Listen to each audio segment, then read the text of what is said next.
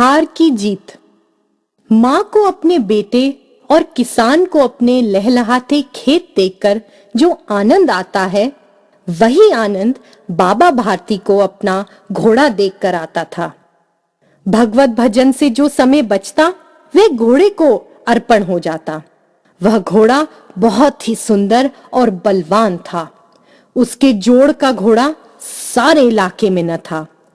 बाबा भारती उसे सुल्तान कहकर पुकारते। अपने हाथ से खरहरा करते, खुद दाना डालते और देख देख कर प्रसन्न होते थे। उन्होंने रुपया, माल, असबाब, जमीन आदि अपना सब कुछ छोड़ दिया था। यहाँ तक कि उन्हें नगर के जीवन से भी घृणा थी। अब गांव के बाहर एक छोटे से मंदिर में रहते और भगवान का भजन करते थे। मैं सुल्तान के बिना नहीं रह सकूंगा। उन्हें ऐसा लगने लगा था वे उसकी चाल पर लट्टू थे। कहते, ऐसे चलता है जैसे मोर घटा को देखकर नाच रहा हो। जब तक संध्या के समय सुल्तान पर चढ़कर 8-10 मील का चक्कर न लगा लेते, उन्हें चैन न आता। खड़क सिंह उस इलाके का कुख्यात डाकू था। लोग उसका नाम सुनकर कांपते थे। होते होते सुल्तान की कीर्ति उसके कानों तक भी पहुंची। उसका हृदय उसे देखने के लिए अधीर हो उठा। वह एक दिन दोपहर के समय बाबा भारती के पास पहुंचा और नमस्कार करके बैठ गया। बाबा भारती ने पूछा, खड़क सिंह, क्या हाल है? खड़क सिंह ने सिर झुकाकर उत्तर दिया, आपकी दया है। कहो, इधर कैसे आए गए? सुल्तान की चाह खींच लाई। विचित्र जानवर है, देखोगे तो प्रसन्न हो जाओगे। मैंने भी बड़ी प्रशंसा सुनी है। उसकी चाल तुम्हारा मन मोह लेगी। कहते हैं देखने में भी बड़ा सुंदर है। क्या कहना, जो उसे एक बार देख लेता है, उसके हृदय पर उसकी छवि अंकित हो जाती है। बहुत दिनों से अभिलाषा थी, आज उपस्थित हो सका हूं। बाबा भारती और खड़क सिंह अस्तबल में पहुंचे। बाबा ने घोड़ा दिखाया घमंड से। खड़क सिंह ने घोड़ा देखा आश्चर्य से। उसने सहस्त्रों घोड़े देखे थे, परंतु ऐसा बांका घोड़ा उसकी आंखों से कभी न गुजरा था। सोचने लगा, भाग्य की बात है, ऐसा घोड़ा खड़क सिंह के पास होना चाहिए था। इस साधु को ऐसी चीजों से क्या लाभ? कुछ देर तक आश्चर्य से खड़ा रहा। इसके पश्चात उसके हृदय में हलचल होने लगी। बालकों की सी अधीरता से बोला, परंतु बाबा जी, उसकी चाल न देखी तो क्या? बाबा जी भी मनुष्य ही थे। अपनी वस्तु की प्रशंसा दूसरे के मुख से सुनने के लिए उनका हृदय अधीर हो गया। घोड़े को खोलकर बाहर ले गए। घोड़ा वायु वेग में उड़ने लगा। घोड़े की चाल देखकर उसके हृदय पर सांप लौट गया। वह डाकू था और जो वस्तु उसे पसंद आ जाए, उस पर वह अपना अधिकार समझने लगता था। उसके पास बाहुबल था और आदमी थे। जाते जाते उसने कहा, बाबा जी, मैं यह घोड़ा आपके पास न रहने दूंगा। बाबा भारती डर गए। अब उन्हें रात को नींद न आती। सारी रात अस्तबल की रखवाली में कटने लगी। प्रतिक्षण खड़क सिंह का डर लगा रहता। परंतु कई महीने बीत गए और वह न आया। यहां तक कि बाबा भारती कुछ असावधान हो गए। संध्या का समय था। बाबा भारती सुल्तान की पीठ पर सवार होकर घूमने जा रहे थे। इस समय उनकी आंखों में चमक थी, मुख पर प्रसन्नता। कभी घोड़े के शरीर को देखते, कभी उसके रंग को, और वह मन में फूले न समाते थे। सहसा एक ओर से आवाज आई, ओ बाबा, इस कंगले की सुनते जाना। आवाज में करुणा थी। बाबा ने घोड़े को रोक लिया। देखा एक अपाहिज वृक्ष की छांव में पड़ा कर्राह रहा है। क्यों, तुम्हें क्या कष्ट है? अपाहिज ने हाथ जोड़कर कहा, बाबा, मैं दुखियारा हूं, मुझ पर दया करो। राम वाला यहां से 3 मील है, मुझे वहां जाना है। घोड़े पर चढ़ा लो, परमात्मा भला करेगा। वहां तुम्हारा कौन है?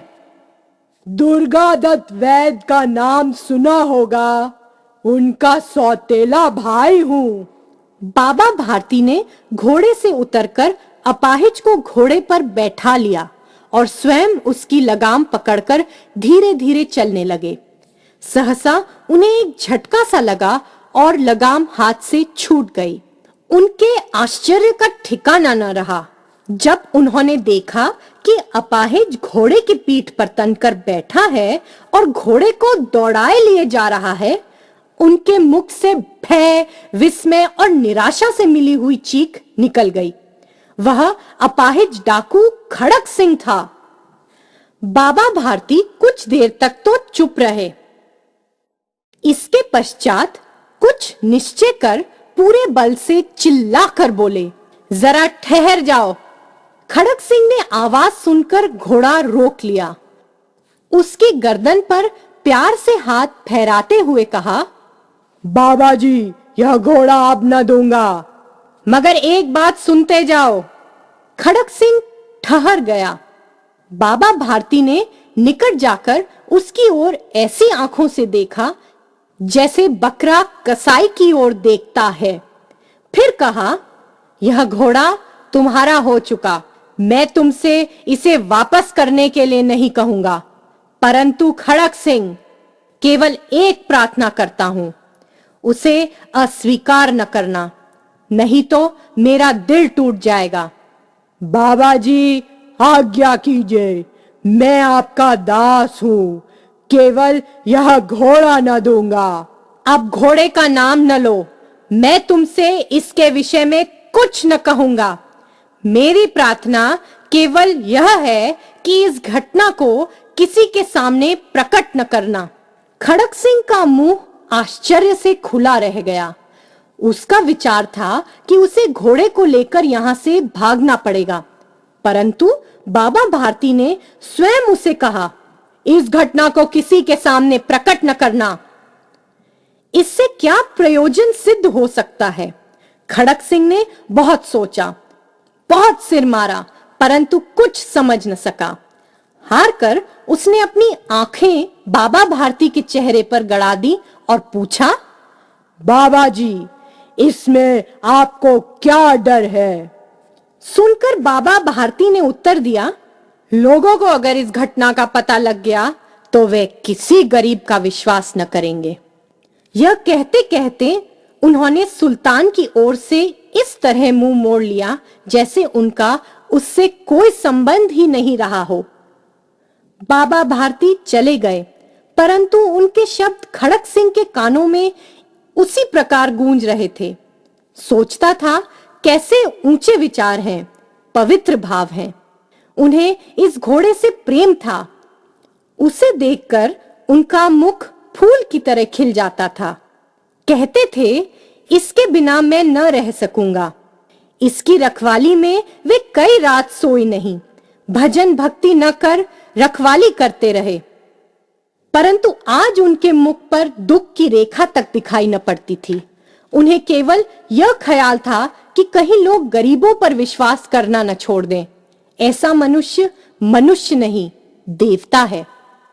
रात्रि के अंधकार में खड़क सिंह बाबा भारती के मंदिर में पहुंचा। चारों ओर सन्नाटा था। आकाश में तारे टिमटिमा रहे थे। थोड़ी दूर पर गांव के कुत्ते भौंक रहे थे। मंदिर के अंदर कोई शब्द सुनाई न देता था। खड़क सिंह सुल्तान की बाग पकड़े हुए था। वह धीरे धीरे अस्तबल के फाटक पर पहुंचा। फाटक खुला पड़ा था। किसी समय वहां बाबा भारती स्वयं लाठी लेकर पहरा देते थे, परंतु आज उन्हें किसी चोरी, किसी डाके का भय न था। खड़क सिंह ने आगे बढ़कर सुल्तान को उसके स्थान पर बांध दिया और बाहर निकलकर सावधानी से फाटक बंद कर दिया। इस समय उसकी आंखों में नेकी के आंसू थे। रात्रि का तीसरा पहर बीत चुका था। चौथा पहर आरंभ होते ही बाबा भारती ने अपनी कुटिया से बाहर निकल ठंडे जल से स्नान किया। उसके पश्चात इस प्रकार जैसे कोई स्वप्न में चल रहा हो, उनके पांव अस्तबल की ओर बढ़े, परंतु फाटक पर पहुंचकर उनको अपनी भूल प्रतीत हुई। साथ ही घोर निराशा ने पांव को मन भर का बना दिया। वे वहीं रुक गए। घोड़े ने अपने स्वामी के पांव की चाप को पहचान लिया और जोर से हिनहिनाया। अब बाबा भारती आश्चर्य और प्रसन्नता से दौड़ते हुए अंदर घुसे और अपने प्यारे घोड़े के गले से लिपटकर इस प्रकार रोने लगे मानो कोई पिता बहुत दिन के बिछड़े हुए पुत्र से मिल रहा हो। बार बार उसकी पीठ पर हाथ फेरते, बार बार उसके मुंह पर थपकियां देते। फिर वे संतोष से बोले, अब कोई गरीबों की सहायता से मुंह नहीं मोड़ेगा। जीवन मूल्य।